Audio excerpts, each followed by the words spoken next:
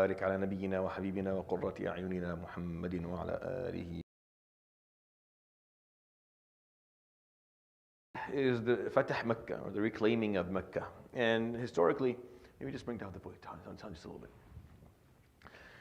The word Fatah is a word that was used later on in Islamic history to refer to the futuhat, to the conquering of different regions, cities, and countries that happened after the Prophet ﷺ passed away. So Fatah of Bilad al-Sham and Bilad Faris, the places where we come from, occurred after his passing ﷺ. And the word futuhat was what they used. When you use the same word conquering to describe what happened in Mecca, it becomes, I think, it's inappropriate in the English language. I don't think it's the right, because no one conquers the city of Allah subhanahu wa ta'ala, especially not someone who loves Allah subhanahu wa ta'ala and his city. So it's not really conquering Mecca, Fatah. It was more, because the word Fatah means an opening, right? So the way the Muslims saw what happened in Bilad al-Sham and Bilad Faris, like the places that got conquered, they saw it as a Fatah. They saw it as an opening for the people. Removing of a dictator, removing of oppressors, removing of ignorance in Jahiliyyah, and allowing them to learn and open their minds and live freely. So it was a fatah for them, right? So they didn't see it as, we have now occupied your land, kicked out your ruler, and now we're going to take all of your resources. It was more, here, now you can live, now you can choose, now you can be free, and now, which is why not all of the, I come from Syria, and not every Syrian is Muslim. Even though Syria was conquered technically by the Muslims, like after the Prophet ﷺ died, by maybe 20 years or less, the full conquering of the area.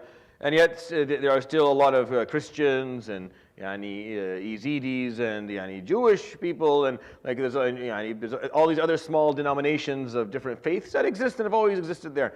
So there's no point. The purpose is not to enslave people or force them, but it was rather to. So they use the word fatah, which is a beautiful word, like an opening, offering them an opening of khair.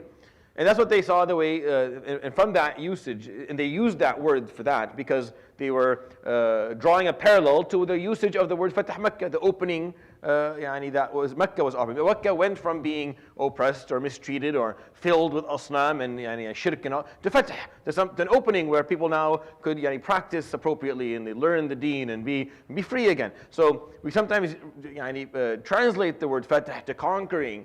And when you translate it that way, you kill off a lot of what the meaning of Fatah is, whether you describe other countries, which I think my threshold for other places doesn't matter as much, but for Mecca, I don't think it's appropriate to use conquering them. It wasn't conquering of the city of Allah subhanahu wa ta'ala, because it is the haram. Like the true haram is the haram that Allah subhanahu wa ta'ala placed in Mecca, the sacred, protected land. So we call So really there's no other haram aside from that. Let me explain this to you. Right now we're sitting in the haram of the Muslim Wellness Center. This is called the haram. Why? Because this is the sacred piece where we pray and we do. So this is not a space where certain behaviors should not occur here, because it's the haram, right? But there can be other spots that maybe other things can happen. It's a part of the masjid, it's not the haram. So if you go to any masjid, the place where that is specifically prepared for worship and ibadah is called a haram, right? A place, and the word haram means a place that is sacred. So Allah subhanahu wa ta'ala on earth, He made sacred a space which is called al-balad al-haram, the sacred city, which is the certain parts of what is Mecca. And today Mecca is a huge city. Not all of Mecca exists inside the haram. There's a lot of parts of Mecca that exist outside of the haram. But there's no area on earth that is as sacred as al-balad al-haram.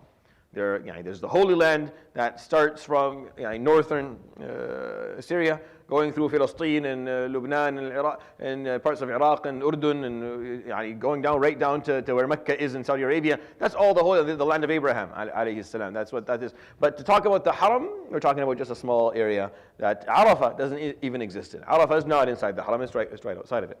But what is the significance of this? That this city or this area is, there's a sanctity and holiness that everyone understands, and you don't raise weapons there, and you don't fight, and you don't kill, and you don't harm, and you don't. There's all these rules, and it's inappropriate for anyone to draw blood there, which is why the war between Thaqif and Quraysh, when they tried to kick Quraysh out, was called Harb al-Fijar. the war of Fijar is from Fujur, is when you are extremely sinful. And you behave in a very sinful manner because it's sinful to do that, right? To try and shed blood in the haram. So that's the kind of the background of what I want you to understand. That it's really more the reclaiming of it, reclaiming Mecca so that it finds its freedom again and finds its fath and its and tawheed all over again. Within the period of Al-Hudaybiyah, so after the Treaty of Hudaybiyah, then you had the Treaty of Khaybar, and then you had the correspondences with the kings or with the Middle East. These three elements are what led up to this important moment. In the 8th year of the Prophet ﷺ's hijrah, Fatah Makkah would occur. These three incidents or events led to Fatah Makkah happening. Most importantly, Al-Hudaybiyah, by far, most importantly. Why? Because that treaty changed how Islam functioned in Arabia forever.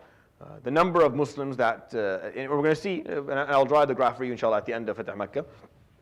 The number of Muslims went from something that's less than 3,000 or 4,000 people to 40, 50,000. Within a year it was 100,000 after that. So the number skyrocketed.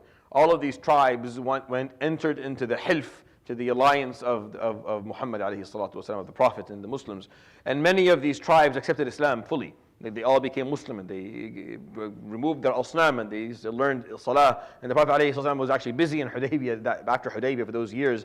He was busy sending people to teach and to educate, and he had to send Sahaba to Yemen and send them to eastern Saudi Arabia and northern Saudi Arabia. Despite the fact that there was the Battle of Mu'tah and the Battle of Khaybar and all these, a lot was happening, but he had to send people to educate because a lot of these tribes wanted to accept. And Quraysh was counting. Quraysh was keeping a head count. The head count was not looking good for them. Meaning they were saying, how many people are in our alliance, how many are in Muhammad's alliance, and they're doing the math, and the math doesn't look good. They didn't think that was going to be the case. They didn't think anyone would bet on a newbie, right? Like they didn't think anyone would put their wealth and bet their money on a newbie. Why? You bet on you make the safe bet. You put your alliance and with the people who've always been there, the custodians of the Kaaba, those who have been there for centuries, taking care of it. The most powerful tribe in all of Arabia, Quraysh. Why would you go with this mixed, hybrid, whatever group that just came out of nowhere that's making all these claims? And why would you do that? But they did. And Quraysh didn't see that coming. He did, alayhi salatu wasalam, because he knew that if you provide the appropriate environment, just a little bit of silence, no wars, no killing, no oppression, that the human mind, the healthy human mind and heart will listen to the Quran and will see what the Quran for what it is. And they would see what the Quran for what it was, and they did. He knew that, alayhi salatu wasalam, that I just need space. Just khallu bayni wa bayna an-nas. Let me speak to people. If they don't accept, they don't accept. I'm not going to force anyone. No one's going to be forced. La ikraha fi d-din. There's no coercion in religion. So once he got that, things changed. Despite the fact that Mu'tah was happening in Khaybar, but these were all wars that were very small. They were targeted towards just a group that needed to be neutralized. The rest of Arabia, the tribes could choose whatever alliance they wanted. So he could do proper da'wah, alayhi salatu wasalam. And the numbers went up. Quraysh didn't like that. An example of two tribes was Bakr and Khuza'ah. They are, related tribes with a lot of animosities. A lot of the related tribes would fight, like Abs and Dubiyan, for example. They're related tribes. They're cousin tribes. They love to kill each other. Aus and Khazraj, cousin tribes. Two men they love to kill each other. It's just a lot of these animosities and vengeances were between cousin tribes. So the same thing, Bakr and Khuza'ah were very. So Khuza'ah chose the alliance of the Prophet ﷺ, and Bakr chose the alliance of Quraysh. He stuck with Quraysh. And the leaders of Quraysh, like Safwan ibn Umayyah and Ikrimah ibn Abi Jahl, and even Abu Sufyan, because Abu Sufyan had been brought back, had been reeled in again. He was reeled back into the leadership of Quraysh after he was kind of removed. Because after the Battle of the Trench, after he left and he just kind of let the army go and ended the whole thing, he fell out of favor for a while. So he wasn't involved in Hudaybiyah. He wasn't there. He wasn't welcome to be a part of it. And then he was brought back. I mean, his leadership was required. He was back on top of his game again as Sayyid Quraysh, Abu Sufyan, because the leadership was not functional with his absence. So he noticed that the numbers were going up heavily in favor of the Muslims and the Prophet ﷺ. So he needed to make so they encouraged he encouraged the tribes on his side to provoke violence with another tribe that's in the alliance of the Prophet, hoping that if that happens, the treaty is broken, they can go back to how it was before Hudaybiyah, and they can use the propaganda saying that Muhammad broke the treaty and all that. That's what they were hoping to do. Now it didn't work out that way, but that's what he was trying to do. So he was trying to coordinate this show for the Arabs to see, to try and get back what he had lost. So he asked a man by the name of Nawfal ibn Muawiyah, and he was the leader of Bakr, to provoke, to orchestrate something with Khuza'ah, because there's a lot of vengeances there. So they did. They waited for Khuza'ah, which was at the time that tribe was on its way to perform Umrah. They were going to perform Umrah, and Bakr was waiting for them. Once they camped outside the Haram, prepared their campsite to wear ihram and then enter into Mecca to perform Umrah, Nawfal would raid them. He would raid their campsite, killing people of them. And so the people who are being raided, they start running towards the Haram. This is the stories that you'll find the story as I tell it to you in the collection of Ibn Hisham, in his Seerah specifically. And it's worth kind of reading, because there's some details here that are interesting. So, and the wording I'm going to share with you is actually there. People would start running into the Haram to seek refuge, because once you're in the Haram, khalas, you're safe, you're in the Haram. So the Khuza'ah made it into the Haram, and khalas, we're in the Haram. So Nawfal continued to murder them in the Haram. So the people who were with him from Bakr, the people who were with him said, أَتَقْتُلُوا فِي الْحَرَمِ? You're going to kill people in the Haram. So he looks at them and he says, إِنَّكُمْ تَسْرِقُونَ فِي الْحَرَمِ فَلَا تَقْتُلُونَ فِيهِ. You're always stealing here in the Haram. All of you, when you come for Hajj and Umrah, many of you are thieves. And in the Haram, you steal. You're not supposed to, there should be no breaking of any sacred law in the Haram. So he's telling them, تَسْرِقُونَ فِي الْحَرَمِ. You're always stealing in the Haram. It's too much for you to kill. If you steal, you can kill, right? And my shuyukh has always used this as an example. And I think it's a very powerful one. That usually people who perform horrible deeds don't start with those. They don't start with a horrible deed. They start with a small one that they normalize. They normalize something simple. They normalize a small deed. They've been normalizing it for a long time. And they normalize something a little bit bigger and that leads them to crossing the full red line as Allah subhanahu wa ta'ala drew it. No one performs zina just out of nowhere. No. There are many steps that they took beforehand. No one embezzles hundreds of thousands or millions of dollars. But no, they started with a little bit of shoplifting. They started with taking something from their friend's backpack, or maybe pulling a dollar out of their mother's purse.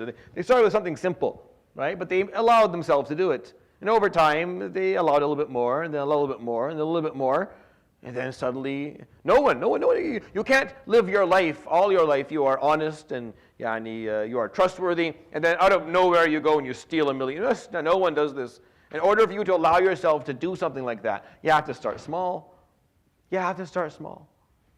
And it's interesting, Umar al-Khattab radiallahu anhu would once catch a man who had stolen, hirz al-mithil, a huge amount, like he had broken in, into a house, broken into a safe, and stole a lot of money. It was caught. And the man came and he said to Umar al-Khattab, he was Amir al-Mu'mineen, Amir al-Mu'mineen, أقسم بالله ما فعلتها من قبل. This is my first time, I've never touched it. فقال كذبت. You're a liar, this is impossible, this is the first time. صدقني قبل أن أضرب عنقك. You tell me the truth, or I will chop your head off. Forget about your hand. I will take your head off if you. فقال يا أمير المؤمنين ما زلت أسرق منذ عرفت هذه الدنيا. I've been stealing since I was a boy. I've been stealing since as long as I can remember as a child. So Nawfal would say, what, you don't want to kill in the Haram? We've been robbing and thieving and stealing in the Haram for years. We'll kill in the Haram. It's the story of be careful. Be careful of the little sin that you think is not that important. The small the small mistake that you're making that you don't think is significant. Be careful of it. It never stops there. Shaitan is happy with that. He can walk away for 10 years with you just doing a small sin that you don't think is important. He'll come back 10 years. Once you've normalized it, you don't feel bad about it anymore. He'll offer a step 2.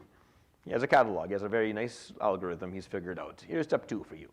Take that for a few more years. I'll come back 5 years from now. Let's see, he'll take step 3. So once you hit step 5 or 6 or whatever, and now khalas, you've broken, it's irredeemable. You can't redeem this anymore. It's unredeemable. You can't fix it anymore because of how horrible the mistake is. It's already too late. You're already, khalas. It didn't start there though. It started something simple. As they were raiding the tents of Khuza'a and people running into the haram, they're chasing them and others, Budayl ibn Warqa, one of the leaders of Khuza'a, would quickly wake up Amr ibn Salim, a young man who lived who lived with him. He puts him on a horse and he tells him, don't stop until you reach the masjid of Rasulullah. You do not stop until you get there. Just keep on going and tell him what happened here, quickly, before anyone catches you. So he gets on on his horse and he gallops north. This is important because that means the Prophet ﷺ is going to find out. Quraysh doesn't know that. This is a key piece of information for this story. This story is based on this key piece of information. Because Bakr, as they were murdering Khuza'a, didn't see Amr ibn Salim get away. But Budayl was smart, he did it quickly. He saw what was happening before a lot of blood was shed. Before anything, he knew this is an ambush. We're all in ihram. We can't fight back. They're going to kill us. I need him to know. So he sent Amr ibn Salim immediately, one of the men from Khuza'a. So Amr ibn Salim, he makes his way north and he enters he keeps on going right to the masjid of the Prophet ﷺ. He comes at a very awkward time, so it's middle of the night, even beyond that. And he's up ﷺ, performing his salah, but he was taking a rest and he was speaking to one of his messengers. So he was speaking to a young man who he had sent to one of the kings. Remember I said he corresponded with kings ﷺ? I showed you like a list of 14. So one of them was a man called by the name, a Sahabi, a Badri Sahabi who attended Badr. And he was a Hatib ibn Abi Balta'a. So Hatib was sitting with him. They were talking to the Prophet ﷺ. Only he and Hatib were sitting in the masjid talking because Hatib had just made it back from wherever he had been sent to go speak to people. Like he had been sent to deliver a message. He just came back. So he's telling the Prophet ﷺ, I came back. This is what happened. So they're talking, and Amr ibn Salim comes in, the masjid. Did I ever put I didn't put So Amr ibn Salim, he comes and he sings, Ya Rabbi inni nashidun Muhammada hilfa abina wa abihi al-atlada. And he starts singing to him, قد بيتونا ركعا وسجدا وقتلونا في الأثير هجدا. فانصر رعاك الله نصرا أبدا. He starts to sing to the Prophet ﷺ of what happened to him, that we قد كنتم ولدا وكنا والدا فحالفناكم ولم ننزع يدا. So he starts to tell the Prophet ﷺ, I ask you to see through the agreement that we had, the treaty that we entered into your alliance. I ask you to honor that.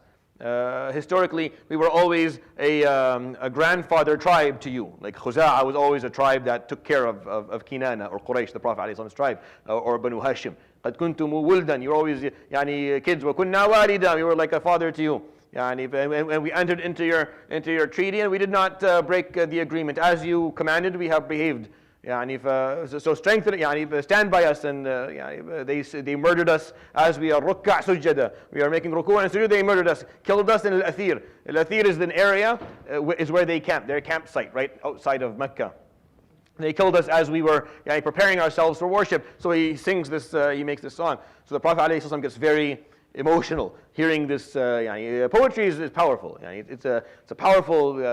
Poetry has always been a powerful way of communication. It touches hearts, and I'm not very good at memorizing it, but that's you can go back to the books and read his poetry. So he sings it, and it affects the Prophet ﷺ emotionally. He hits his own thigh. فقال نصرت يا عمرو بن سالم. Oh, Amr ibn Salim, you will be avenged, and you will be stood by. We will rectify this. We will strengthen you. And Nasr, we will bring you Nasr, Ya Amr ibn Salim. And then he tells both of them, Hatib and Amr, not a word. Not a word. You don't say a word of this to anyone. Amr ibn Salim, you did your job, go back. Don't see anyone, don't let anyone see you. Because people are going to see him. Oh, Amr, what are you doing here? He's a Khuza'i. What are you here? What are you doing here? They're going to have questions. Leave. Tonight, leave. Get some food, get some, leave. So that no one knows that he came. And then Hatib was there. Don't say anything. The Prophet ﷺ keeps all of his, keeps it quiet. Why? Because whenever he went on a quest, ﷺ, he needed to make sure that no one knew where he was going. Not even the people who were closest to him. To ensure that he would arrive at his destination, hopefully without the enemy preparing themselves, and that's the manner to lessen any bloodshed. So he always kept his intentions secret, only let people know halfway on the way there. Sometimes, and many times actually, he would move in one direction for maybe half a day before he turned around and changed direction. Like, this is how far he would take this strategy, alayhi salatu wasalam. It's not that you just, no. He would sometimes go north, even though his destination is east for the quest. He would go for half a day, like go for maybe 50, 60 kilometers north, and then turn things around and go as fast as possible east to bring that surprise element to the quest. So for this, alayhi salatu tells people there's a hayya al-jihad, we're all going. Where? No answers. He offers nothing, alayhi salatu wasalam. People just start preparing themselves, because he said there is, and they don't know why. But they're wondering. They're asking questions. They're asking questions to know kind of what they're doing here. So let's stop there for a second. Leave that for a minute and go to the other part of go back to Mecca for a second. So after this happened, Abu Sufyan and his group, this was a mistake. This was a mistake. This did not happen the way we want. It didn't turn into a war. Like, Bakr didn't understand what they were supposed to do. They were supposed to start a war with Khuza'a so that the Hudaybiyah treaty could be broken based on a war, so that we could go back. They just ambushed people of Khuza'a and the Haram, murdering them. This does not look good at all. So for them, it was like, Nawfal, what are you doing? Like, this is not what we talked about, but now it's done.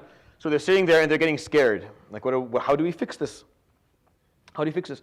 So Abdullah ibn Abi Sarh, who's a controversial figure Islamically, and I don't like to talk about him very often, but he is someone who accepted Islam during the Prophet ﷺ's life. He apostatized, and then a lot of narrations say that he went back again, accepted Islam again, and hasuna Islamuhu, which we hope is the case. But at the time, he was murtad. He had left Islam, and he was living in Mecca with the leaders of Quraysh. So he started offering them advice. He's sitting there saying, you have a few options here. The first option is that you pay off the diya to Khuza'a. And you pay off for every person that they killed. So Abu Sufyan is like, they'll never accept if we offer them all of Bakr, they won't accept. Like, if we give them all the money Bakr has and murder all of the people in Bakr, Khuza'a is still not going to be happy with this because of how heinous the crime was. So the second option is that we go and we try to offer the diya through the Prophet, through Muhammad. We try to do it so that he wouldn't accept because we broke the treaty this way, he won't be accept. And the third option is that it's safe. You prepare yourselves for the sword. So none of these options are good, and these options don't work. They don't look good, and they're not promising. So Abu Sufyan says, فَلَعَلِّي أُجِيرُ بَيْنَ النَّاسِ. Maybe I do something. I wasn't there for Hudaybiyah. He plays on the fact that he thinks the Prophet ﷺ, this is an important piece, he thinks the Prophet ﷺ does not know about what happened. Because as far as they can tell, the numbers of people of Khuza'a who came for Umrah were not high, and all of them are accounted for. You know why? Because Amr ibn Salim came back by the time this all happened. So, because as the Prophet ﷺ said, go back, so by the time they did the head count, Amr ibn Salim was already there. So they had no idea that no one knew, no one picked up this information. They made sure that no one from Khuza'a was allowed to leave that area. So that to ensure that Muhammad ﷺ, the Prophet, would not know about this. That's their main goal. They don't want anyone to know. So in his mind, he doesn't know yet. If he doesn't know yet, that gives me the upper hand. I have information that he doesn't have. Number two is that I wasn't there for Hudaybiyah. That's what Abu Sufyan is saying. So if I go there and I ask to renew it, if I say, oh, I like this treaty that you guys wrote while I was away, that you all agreed to, I think it's really cool. I would like to renew it through my name, because I am the leader, the Sayyid of Quraysh, I want to renew it. And that way, if he says yes and he finds out, I'm like, well, that happened before the renewal. We've renewed it now. That happened before. You have to forgive it. So everything stays the way it is. So like that would work, but you have to move quickly. So he did. So Abu Sufyan would move as quickly as possible, making his way to Medina. The first time ever, the leader of Quraysh would enter the Medina of the Prophet ﷺ. Abu Sufyan is not a popular figure in Medina at all. Yeah, he's not a popular figure. But as far as the Muslims are concerned, has the treaty been broken? Has it? No. No? The Muslims don't know? No one knows. Only he does, alayhi salatu wasalam. Right? This is important. They don't know anything. They're being told, prepare for a quest. They have no idea where they're going. As far as they're concerned, the treaty with Quraysh is still, Hudaybiyah is still running. So when Abu Sufyan comes to Medina, even though they despise his guts, even though they do not like this man at all, they can't touch him. Right, because the Hudaybiyah treaty is signed and he's the leader of Quraysh. He's here. The more like welcome type of thing. Come on in. I hope you trip and die.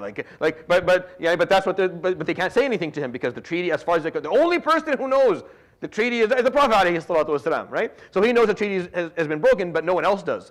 So Abu Sufyan comes in. People are looking. What is Sayyid Quraysh doing here? Why is he here? He doesn't enter the masjid of the Prophet ﷺ immediately. He goes. Because he has relatives in Medina. I shouldn't have put it up there. That way I could have asked you the question you could answer. Anyone knows who that is? Who does he have in Medina? Who does Abu Sufyan have in Medina that he can go to? Yes, go ahead. Yeah, go ahead. Yeah, go ahead. You know who she is? Yes, go ahead. Who is she to him? You can guess even if you like. Who do you think she is?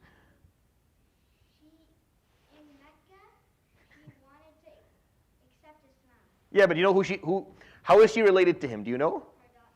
Yes, very good. Jazakallah khair. You deserve a gift. You haven't done Kahoot for a while. Make sure we have something to give him. You get something, inshallah, tonight. So Habiba is Abu Sufyan's daughter, and she has not seen her father in over 15 years. Anyone know why? Why it's been 15 years? Anyone want to throw out why it's been 15 years? Yeah, because she was in Habasha the whole time. She just came back from Habasha. Her husband had left Islam and died there, and she had to take care of her children, and it was all. So when she came back to Medina, the Prophet ﷺ he married her, and she became al-Mu'mineen radiallahu anha because of her sacrifices. She carried that status of al-Mu'mineen. So Abu Sufyan is coming to the house of his daughter. He knows that the Prophet ﷺ married his daughter, and by the way, he actually said something good about it. فقال فذلك فحل لا يرد له. He's a true man. He wasn't upset with that piece. He was upset with a lot of other stuff, but not that. So he enters the house of Habiba. She sees him. She embraces him. She's happy to see her father. Then he comes to sit down, and as he's sitting down, she removes a piece of cloth from. So he sits and he's like, أرغبتي عني بالفراش أم رغبتي بالفراش عني? Did you want to protect me from the filthy, it was simple. Everything that they had was very simple. You wanted to protect me from this piece of cloth, or you want to protect the piece of cloth from me? Like he couldn't figure out what was it. It was kind of weird. فقالت بل رغبت به عنك. I was protecting it from you. فإن هذا فراش رسول الله عليه الصلاة والسلام. This belongs to the Prophet عليه الصلاة والسلام. وأنت رجل مشرك, and you're a man of shirk, and you don't know how to do tahara, and you don't sit on his firash. فقال لقد أصابك بعدي شر. Indeed, a lot of bad things have happened to you since you left me. فقالت والله ما أصابني مذ عرفت رسول الله إلا خيرا. Nothing except good things have come to me since I've known him عليه الصلاة والسلام. فسكت أبو سفيان. He didn't. She was never rude to him, but she was clear.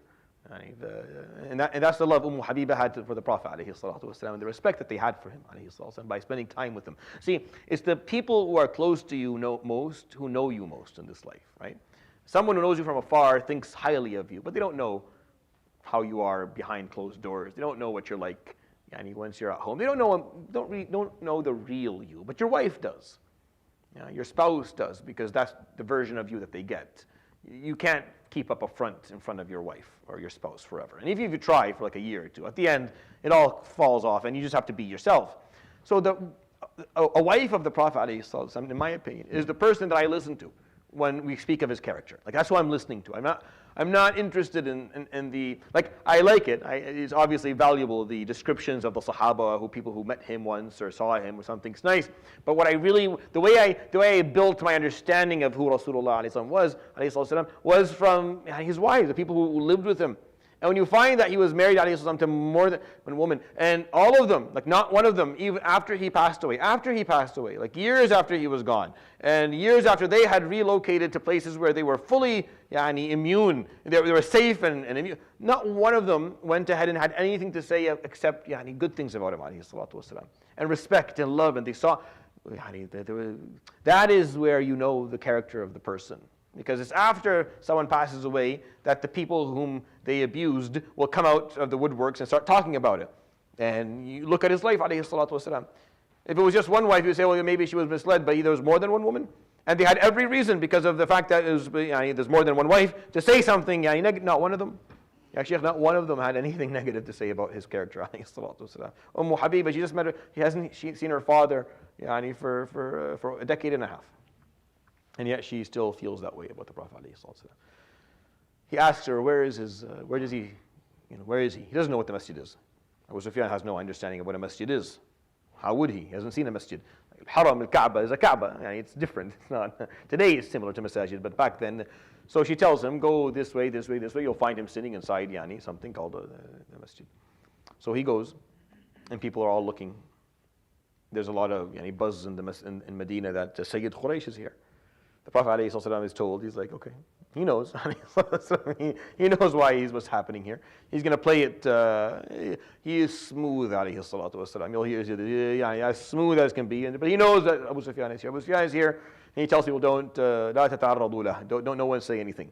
Like no one use any language. Like, there's a treaty, so you can't harm him, but no language. Just leave him alone. Just leave him alone. Let him do what he's here to do. So Abu Sufyan is there, he's not been harmed. He comes to the masjid of the Prophet ﷺ. He gives a salam to the Prophet ﷺ. He welcomes him. ما أتى بك يا أبو سفيان? What brings you? فقال لم أكن يوم وقعتم الوثيقة. The day that you signed the treaty, I wasn't there. وإنها لخير, and indeed it is a lot of khair in it.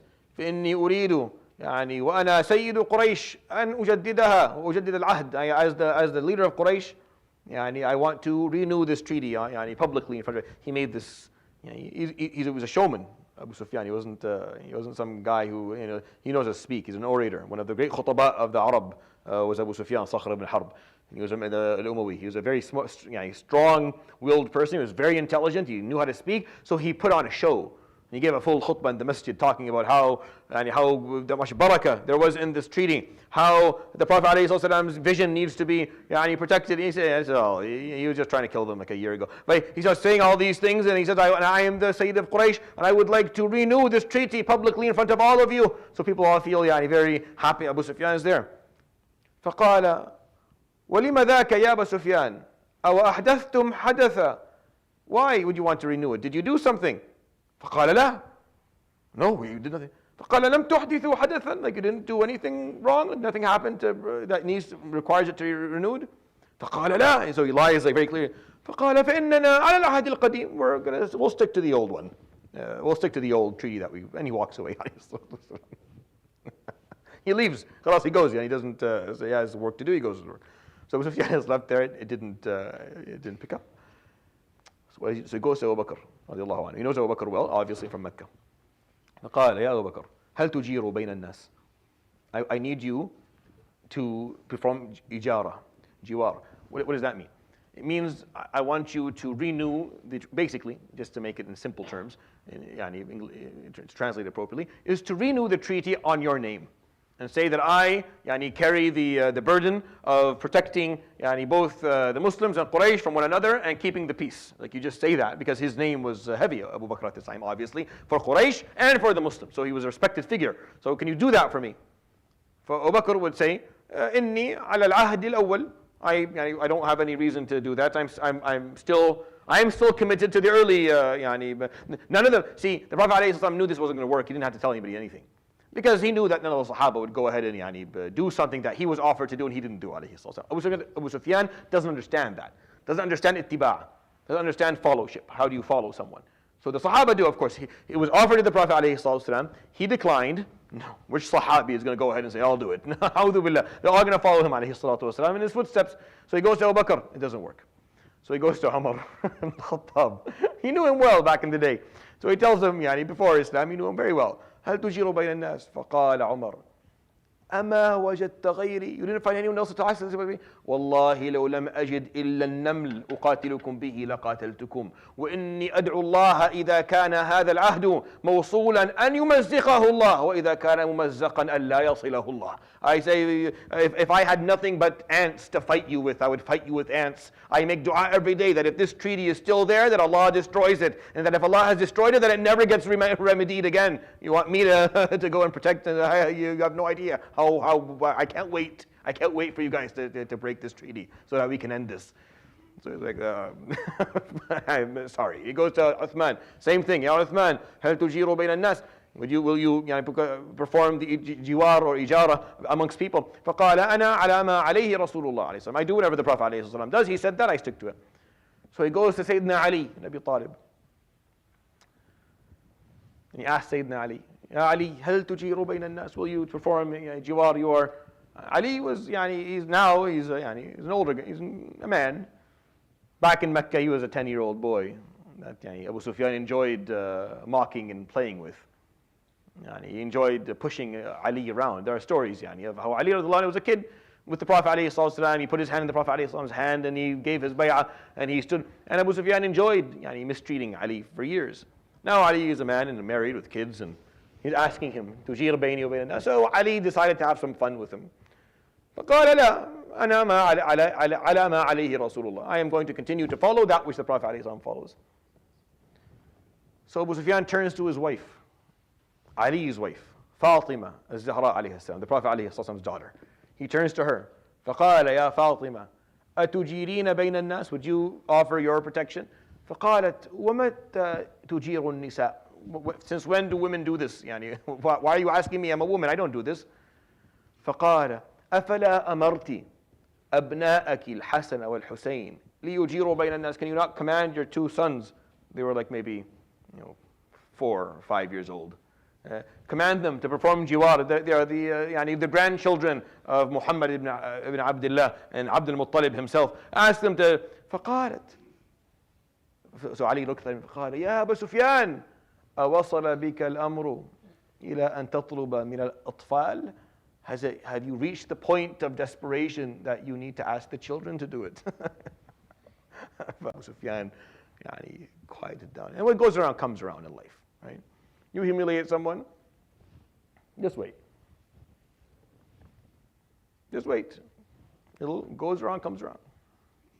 Full circle. You mistreat them, you'll mark my words on this one. And if you don't live long enough, and they don't live long enough, Yawm al-Qiyamah is even worse. For it to happen there, you're better off actually having it done in dunya. That's why you're square. It's square in dunya, better than Yawm al-Qiyamah. But what goes around comes around. Abu Sufyan, who would mock these Muslims, would make fun of them all, is now begging for just someone to renew this. فقال علي افعلها أنت. Instead of asking everyone to do it, you go do it. فقال ما أفعل? What do I do? قال اذهب إلى المسجد فقل أنا أبو سفيان سيد قريش أجير بين الناس. Say I am the head of Quraysh. I am Abu Sufyan. I offer my protection to keep Muslims and Quraysh at peace at all times. فقال أو تنفع? Would that work? فقال لا, no, it wouldn't. فقال أبو سفيان فلما تأمر? Why are you telling me to do this? فقال لعل فهي ليس عندك غيرها. You have nothing else to do. Go try that. Go. It's not going to work though. No one's going to listen to you. When Abu Sufyan goes back and he tells the story, فقالوا لعب بك علي. They would use that word. That Ali played with you that day. He had a field day with you. He'll fix it in a moment. He'll fix it. Don't worry. So Abu Sufyan has nothing. He's hopeless. So he goes to the masjid of the Prophet عليه. So when he stands in the masjid, فقال أنا أبو سفيان صخر بن حرب ابن أمية أجير بين الناس على ألا يعتدي أحد على أحد وعلى ألا. So he said, I Abu Sufyan, the leader of Quraysh, I offer my protection to keep peace between, so that no one from Quraysh and their allies will mistreat the Muslims and their allies, and no one from the Muslims and their allies. Like he goes and repeats the whole thing. The Prophet ﷺ is in the masjid, ﷺ, giving a dars or talking. Abu Sufyan is standing there speaking. Once he's done, the Prophet ﷺ answers, فقال قلت يا أبا سفيان وإنما نحن لم على العهد الأول. That's what you said. Good for you. We are sticking to the original treaty. He made it very clear. So that Abu Sufyan would say فعرفت أنه عرف. So I knew that he knew, because it's impossible that I go to everyone and not one person would willing to do this, and I do it and he still, he sends it back to me. He must know. So he leaves quickly. He goes back to Mecca because he got scared. It's like, if he knows, then there's a possibility that he holds me accountable for it. So he leaves. The Prophet ﷺ, obviously, people were getting ready to go. They have no idea where. He, ﷺ, strategically sends a number of spies, or a number of men, to map the road out to Thaqif and Hawazin, to Ta'if.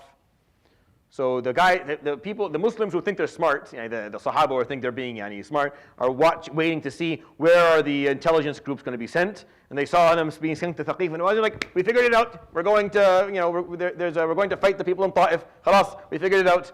He knew that, he was a step ahead. He's like, he's going to send them to Thaqif. So now the rumor spreads that we're going to Thaqif and Hawazin. Not that the army is directed that direction, but he sent out a few people to map out the land. Now that information makes its way to Thaqif and Hawazin. And now they're scared, and now they're panicking. What do we do? He's coming for us. Of course, he's not going for the money. But now they're preparing their armies because, like, oh my God, he's going to come. He's coming for us in Ta'if. And it caused a whole, and of course, this is going to turn to something important in a moment. Like, I'll talk to you about this in a few weeks. Like, once we're done Fath Mecca, I'll talk to you why that's going to be important. So he goes, into his room, his house, to start getting ready for the harb. So he tells Aisha what's happening. So he tells Aisha exactly where they're going and why they're going and what occurred. And he tells her, you keep this a secret. After he does that, Abu Bakr knows that Aisha knows. So he waits for the Prophet ﷺ to leave the house and do something, and he enters into the house of his daughter and closes the door. فقال ما أخبرك؟ فقالت أخبرك بسر رسول الله. He's like, I'm going to give you the secret of the Prophet ﷺ. So Abu Bakr is like, oh, that didn't work. I was hoping for like a لعله يريد ثقيف. Maybe he wants to go to Thaqif. فعائشة تقول فسكت. I says quiet. قال لعله يريد الروم. Maybe he's going up to the north, to the Romans. فتبسمت, so I smiled. وسكت. قال فغضب أبو بكر وخرج. Abu Bakr got upset and left. He was sitting there saying different things, hoping that Aisha would get excited and say, yes, that's what he wants to do. But she didn't. This story is there for a good reason. Because before that, years before that, an incident happened. That's in the Quran. أسر النبي إلى بعض أزواجه حديثا فلما نبأت به وأظهره الله عليه عرف بعضه وأعرض عن بعض فلما نبأها به قالت من أنبأك هذا قال نبأني العليم الخبير إن تتوبا إلى الله فقد صغت قلوبكما. A long story that I explained in Surah Al-Tahrim and in other sessions. The Prophet ﷺ had offered Aisha and Hafsa a piece of information that was confidential. And they didn't keep it confidential. They said something about it. They spread it. The Prophet ﷺ, in a very respectful way in the story, would point out to Aisha that that's inappropriate. If I can't trust you with a secret, then this relationship cannot work. If I can't trust you, if I can't give you a piece of and know that you're holding confidential, this won't work. In a much more complex story that I think will take too long for me to explain, I'm not going to go through it here. But you can go back and listen to it if you like. So Aisha and Hafsa both performed tawbah to Allah subhanahu wa ta'ala so this story, every single lesson the Prophet ﷺ would teach the Sahaba, you will find the aftermath lesson, the lesson that would prove that they learned it there in the Seerah. Every time something would go wrong, every time someone would behave in a way that was not appropriate, or the Prophet ﷺ would correct it, there would always be a story later on in Seerah to show that they learned the lesson. Almost every single example exists within the Seerah. And the reason for this story, the reason he told her, he didn't have to tell her this, the reason he told her is to give her a chance to redeem herself, where she was entrusted with this extremely important piece of information that is very clearly a military secret that no one should know about. And her father came, Abu Bakr, the Khalifa of Rasulullah came and asked, and she didn't give it up. And she kept it to herself. Now, the next day, the Prophet ﷺ calls in Abu Bakr and calls in Umar for a private audience, and they speak. And the Sahaba outside are trying to hear what's being said, but they don't want to eavesdrop because it's haram, but they're hoping they can hear something because Umar is loud. And every once in a while they hear Umar saying, وَقَدْ فَعَلُوا كَذَا وَقَدْ فَعَلُوا كَذَا. And Umar is like, even though they did this, like that's all they can hear. قال ورسول الله صلى الله عليه وسلم يحننه. The Prophet ﷺ is calming him down. It's okay, take it easy, forgive, let go. They don't know who they're talking about, but they can just see Umar saying, even though they performed this, and the Prophet ﷺ is saying, it's okay, take it easy. Well, why? Because he told them, Umar, we're going to go to Mecca, no bloodshed. We're not going to cause any. And Umar's like, what? No bloodshed? I need the head of Abu Sufyan. Like, what are you talking about? Like, after what they've done, you want us to go there with showing goodwill to Quraysh after they just murdered. What about the people of Khuza'ah that they just murdered? What about them? At least them. So he's getting really upset, because Umar was driven by justice. He was driven by and the Prophet ﷺ was driven by rahmah. So he's trying to tell him let's try and see if we can win them over. Let's see if we can give them one last chance. And Umar's like, last chance? The other day they were going to annihilate us if it wasn't for the trench. What are you? And the Prophet is like calming him. But the people can't hear from outside what tribe he's talking about. They can just hear Umar يذكره فعلوا كذا, saying that this was done and this was done. وَرَسُولُ اللَّهِ يُحَنِّنُهُ. And the Prophet ﷺ is calming him down and putting some hanan in his heart, a little bit of forgive them, show them some empathy. Sallallahu alaihi wasallam, right? He sends Talha towards Hawazin. Everyone thinks it's Thaqif and Hawazin. The Prophet ﷺ starts to call upon the tribes that are in his alliance to come and join. So the tribes start coming in. Ghifar comes, the tribe of Abu Dharr. For the Prophet ﷺ would stand there as the tribes would come and present themselves with their warriors, and he would give each a nice word. Ghifar came, فقال غفار غفر الله لها. May Allah forgive them. Aslam, salamah Allah. Aslam is here. May Allah subhanahu wa ta'ala show them peace. So he would use a word that the tribes would carry with them. Every tribe would take the dua of the Prophet ﷺ. Until this day, these tribes would have it as a piece of their personal heritage and pride that the Prophet ﷺ made dua for their tribe on the day of Mecca or the Fatah. And he starts lining up the troops, and everyone is directed. The lines are directed towards the west, where Thaqif and Hawazin are. Before they move, though, Jibreel alayhi salam comes with an urgent message, telling the Prophet alayhi salatu wasalam, there's a lady who within the next, you will find her at this specific spot, at this specific hour, and she carries with her something that she's taking to Quraysh, which is going to change things. You need to get this. So the Prophet ﷺ calls Ali, calls Zubayr. Go to this specific area between Mecca and Medina and Mecca, and you will find a lady. This is her name, and with her is a message that you need to retrieve for me. So Ali and Zubayr would obviously quickly gallop to catch up with this, and they would find the lady, and they would say, أعطنا الرسالة, give us the letter. فقالت ما عندي, I don't have a letter. فقالت ما كذبنا رسول الله ولا جبريل قط. Neither Jibreel nor the Prophet ﷺ ever lied to us. أعطنا الرسالة وإلا, give us the message, or you won't like the فأخرجتها. She's like, no, I don't want it. She takes out the message. He takes the message, رضي الله عنه Sayyidina Ali. He goes back. The message was a warning to Quraysh, telling them that the Prophet ﷺ is bringing an army towards them.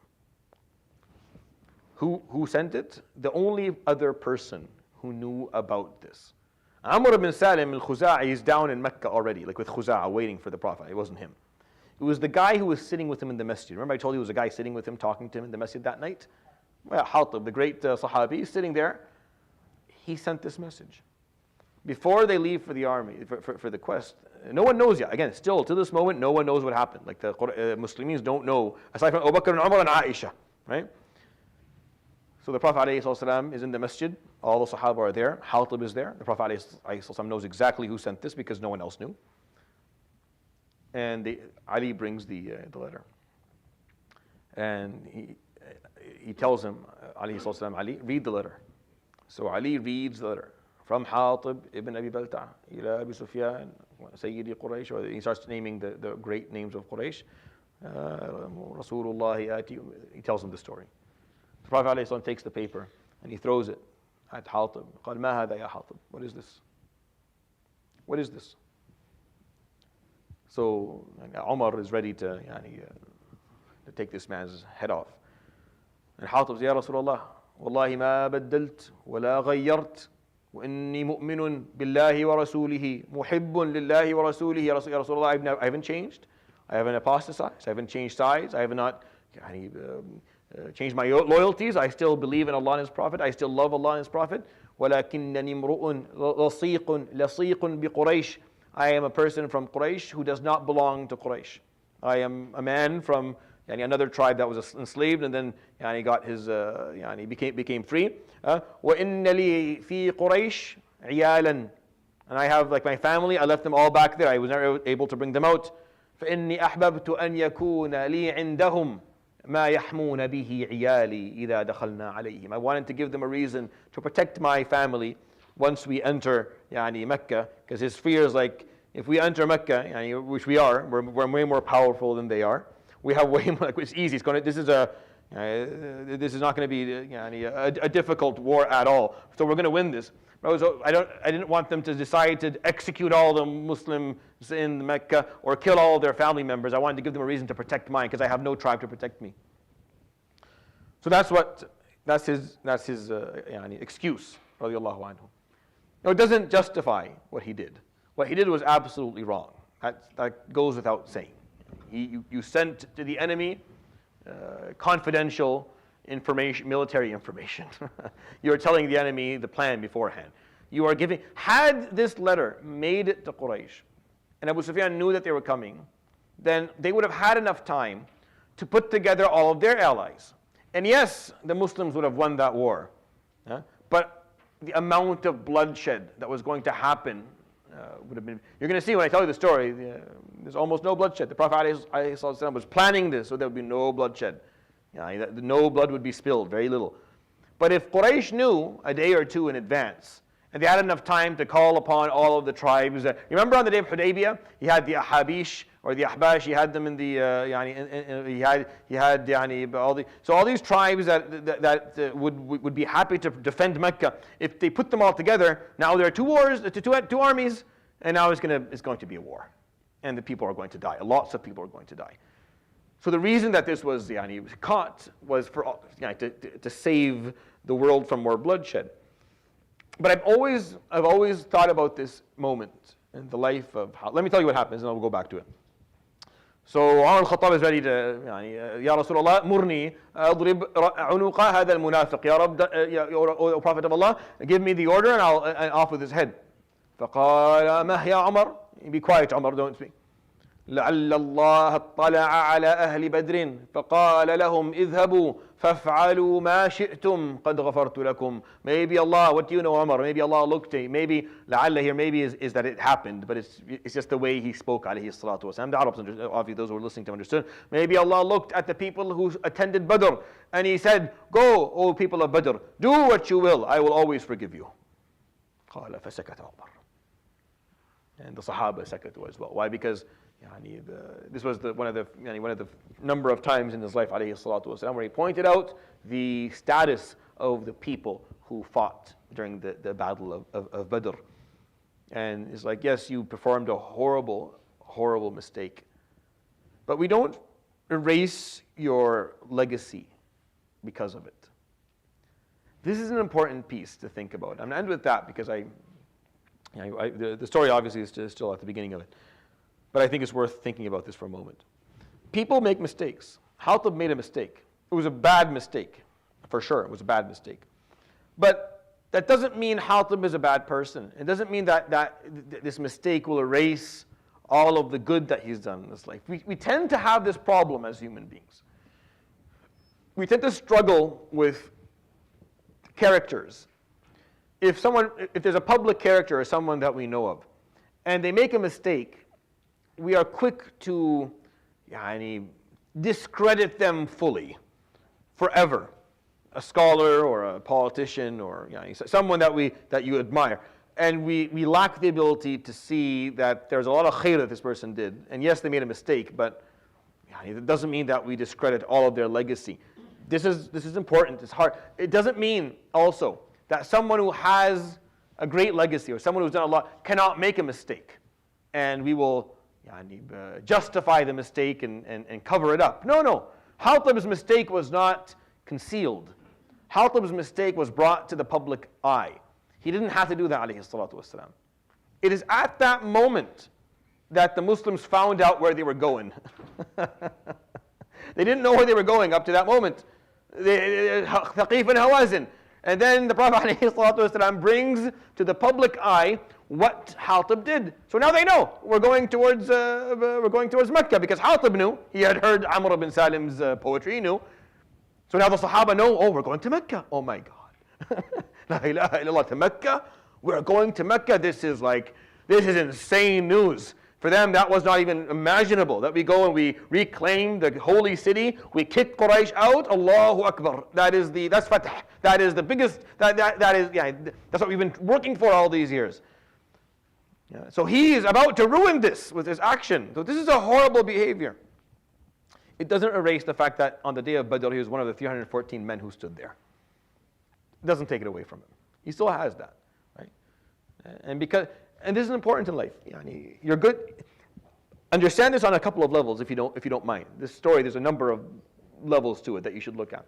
Number one, learn not to discredit people when they make mistakes. Don't do that. Don't do that. You don't have the right to do that. Don't erase someone's legacy because they did something that you didn't like, or they took a stand that you don't agree with.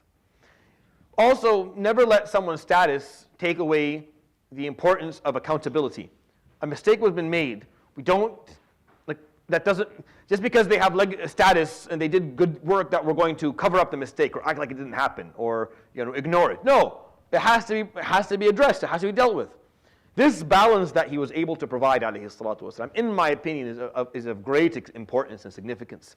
He was able to maintain the status of Hatib while still holding him accountable. This is almost impossible. This is very hard to do. How do you maintain someone's status and hold them accountable publicly? But he did both for him, alayhi salatu wasalam. The second level, or the second angle I want you to look at this from, is that the Prophet remember that if you want to be forgiven in this world, make sure you have something to show for. You have to have something to show for your life in order for you to be forgiven some of these sins that we've all made. The example of Musa and Yunus alayhi salatu wasalam. Yunus alayhi salam, when he made that mistake, he didn't make a big mistake. He just got upset for his people, not from his people or from Allah, but for the sake of his people, that they wouldn't accept the deen. He got frustrated with them and he left. He walked out of this village without permission of Allah subhanahu wa ta'ala. So he was swallowed by a whale for a while. And there was retribution, there was punishment for this. Musa alayhi salam at one point would lose his temper. He would pull his older brother from his beard in front of everybody. He would tug him from his beard, get upset after he heard the news, and slam the slates that have the 10 Commandments on the ground with them. You don't even find in the Quran mention of that wasn't a good thing. Not even mention of that. Harun, you just pulled a prophet from the beard. You just threw down imagine I pick up the Quran and I get all excited and I slam it on the ground. You'll pick me up and it doesn't. Where's the retribution for this? Where's the punishment? Nothing. Because Musa stood in front of Fir'aun. Yunus didn't have a Fir'aun. You understand? Musa alayhi salam stood in front of the biggest dictator of his time. That is not going to be forgotten. Whatever mistake he makes after that is just a drop in the ocean of good deeds that he's done. Yunus alayhi salam is a great man. No one ever says, Ana khayrun min Yunus ibn Matta. The Prophet alayhi salatu tells us, you never say I'm better than Yunus.